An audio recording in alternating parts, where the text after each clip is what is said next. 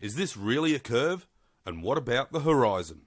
Hey everyone, this is Kevo, and welcome to another video for Right Side Up, the truth review channel for you. A channel by the name of Soundly has put out some video footage that shows what most definitely appears to be a curve on the surface of a lake. I've watched several of Soundly's videos, and I would have to say that if you are interested in researching the flat versus globe topic, I recommend that you take the time to drop on over to Soundly's channel and check out his observations. As usual, all links will be below. Now, I want to make it perfectly clear that I am neither for nor against either side of the flat versus globe debate. I am merely investigating it, and most definitely, in this instance, all respect to Soundly and the efforts that he has shared. However, as prominent as the curve appears in these clips, I believe that there are some elements of doubt. Stay with me as I explain these elements of doubt, followed by a huge observation that I have made to show the curve across the horizon with some surprise findings that will astound both flat and globe believers alike and hopefully help in the search for the real truth. Not long after I saw some of Soundly's videos, I then saw this video by Dr. Zach, debunking the curve that was seen. As I watched with intrigue, the debunk all seemed fairly sensible, but I was soon to see another video that claimed elements of doubt within the debunked video. I have also seen a lot of videos that demonstrate mirages of all sorts in relation to the flat earth, and just recently I saw this video that shows a time lapse over the course of a day across a body of water with some land in the background, and the resulting video shows some eye-opening imagery. There's also this video demonstrating weird optical results whilst observing some straight train tracks. Be sure to check these out. So, with this in mind, let's now look at Soundly's power curve. First, let's have a look at the area in question as seen in Google Earth. Now, be sure that you are looking at the correct set of towers, and we'll go from this tower through to the tall tower at the other end, 15.4 miles or 24.8 kilometers away. If you put a line in and do a fly through, you will see that according to Google Earth, they are out of alignment. The red line goes to the tall tower, and the yellow one stops at the last tower in the water.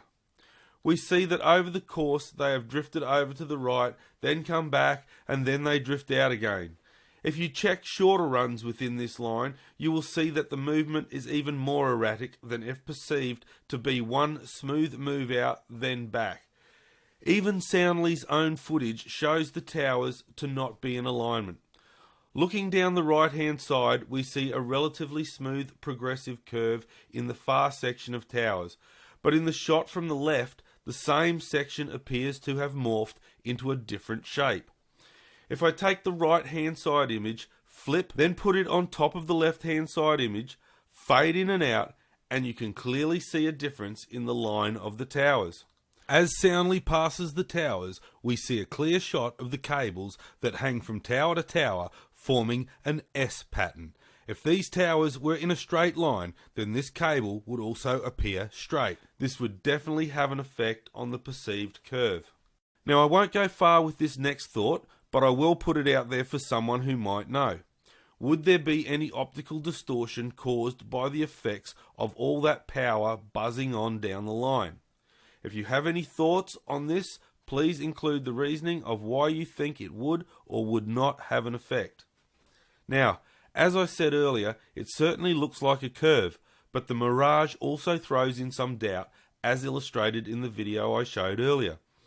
To me, it looks like the mirage is affecting the area of the image just above the horizon, but it also looks like it has an effect that spreads forward towards the viewer and dissipates as it does so. So who knows what else could be going on that is affecting what we see. I understand the difficulty in obtaining footage from this particular location, but what would be good would be a time lapse of the daylight hours of this same shot, and even better would be a second camera further along looking down the other side of the towers, recording the day in time lapse from both points simultaneously. Although that would make awesome footage and will possibly show that whatever we see at any given time may not be reality at all, this would not be the shot that will take away the doubt. So I will continue. Now, The shot that Soundly has shown is of a distance of 24 kilometres, back to the last tower in the water. The claim is that there is a visibly noticeable curve that can be seen because of the line of sight. Soundly also said that it would not be seen looking at the towers from a right angle.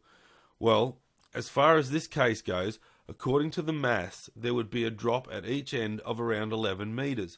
So, if we were able to get to the right viewing position, what would we see? Well, there's two things wrong with using Soundly's transmission lines for this observation, and that is that the towers are difficult to see from the required distance for the shot, and there is a background landmass that rises above the length of sight to the horizon. Overall, the scale of the observation is a tad undersized to be able to measure a result. The solution? Well, in true Aussie fashion, we go big.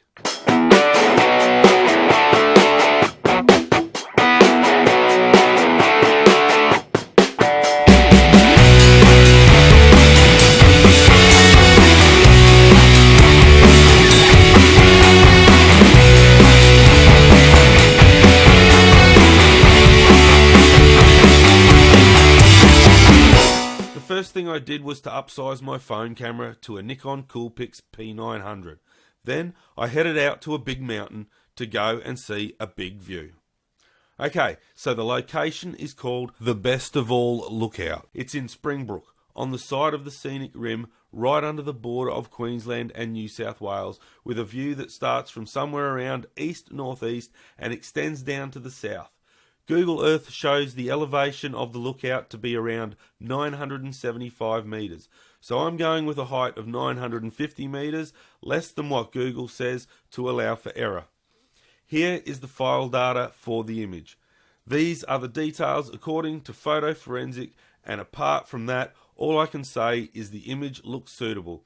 That is, it is not a fisheye lens image and there is no distortion. The aim here is to roughly determine the width of the visible horizon in this image. To do this, we need to run a line out to the horizon on each side of the image from the center point of this image. Now, I'm not sure if it should be the center of the image or the middle of the bottom edge, but by using the bottom position, that will also allow for error and minimize the results. Then mimic this in Google Earth.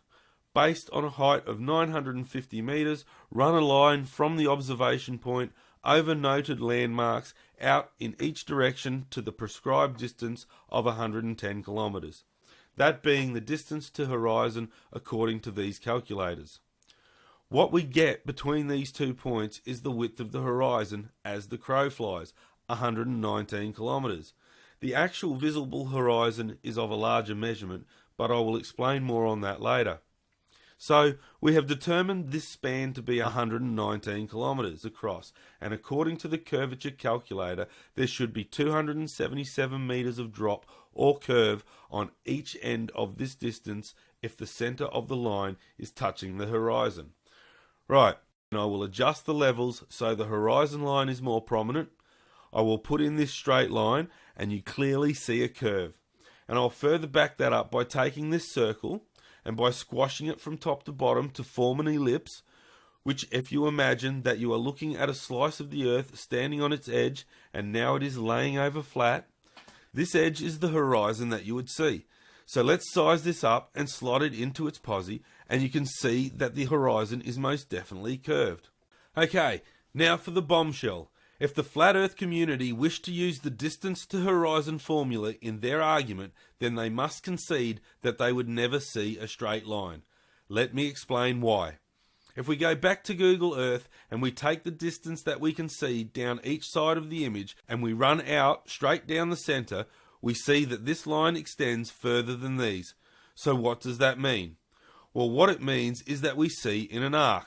The distance to the horizon is 110 kilometers in all directions. That means that this point is 110 kilometers away.